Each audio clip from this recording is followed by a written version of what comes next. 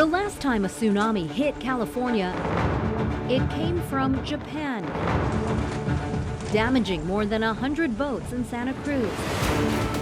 The 9.0 earthquake in 2011 triggered a massive wave that traveled 5,000 miles across the ocean, causing damage up and down the coast as far south as San Diego. Look at that 6x beam busted like a toothpick. A tsunami is more than just a big wave. A tsunami comes in and it keeps going over the beach, through the houses, over the bay. It just doesn't quit. Geologist Pat Abbott says a tsunami is more like a wall of water. It's not the height of the wave that concerns me as much as the fact that the wave is actually, it's the wall in front of a big sheet of water, and that water mass may be miles and miles across, and it's just going to run and run and run.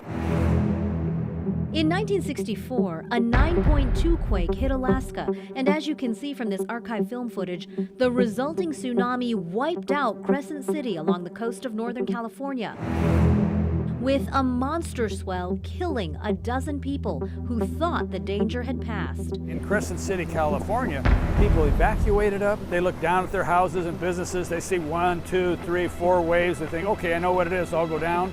A lot of them went down, and the 5th wave was the biggest, and all 12 of the deaths occurred with the 5th wave. Tsunamis can be triggered by earthquakes that cause large plates under the ocean to move upward, displacing huge amounts of water. The resulting wave can travel 500 miles an hour until it hits land, causing destruction and death. It may seem surprising to people, but the biggest risk comes from Alaska. Caltech seismologist Lucy Jones says this computer model shows what a 9.1 earthquake off the coast of Alaska could do more than 2,000 miles away in Southern California. The tsunami wave hitting as far south as San Diego with a height of about 6 to 13 feet. When we did this modeling, I think across the coast of California, $700 million of damage to small marinas and ports. As this computer animation demonstrates, many low-lying areas like San Diego's Mission Beach community would be underwater. In areas like Mission Bay, there everything's really very flat, you're very close to sea level, and you can see basically all of the Mission Bay area ends up underwater. This here's Del Mar, and you can see that things really come quite far inland here.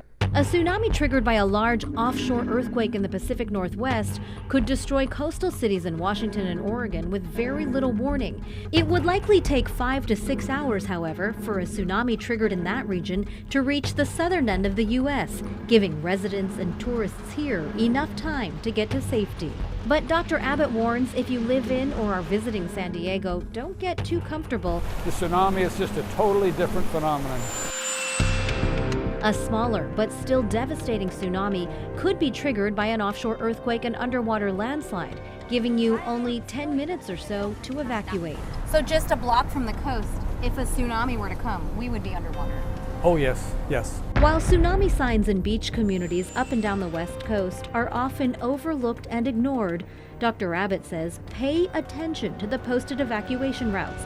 They're designed to get you away from the coast. But he says the key is to get to higher ground. This particular sign right here, we're almost near Grand on Mission Boulevard, and they're saying go east.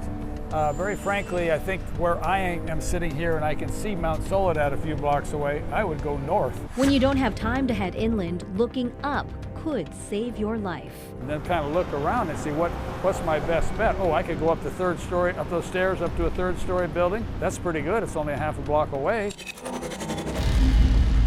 Bottom line, if you're in any coastal town in the U.S. or abroad and you feel shaking or notice any abnormal ocean activity, get to higher ground fast. And unlike those who died in Crescent City, stay away. If you are at the beach and you feel very strong shaking, leave the beach. Right?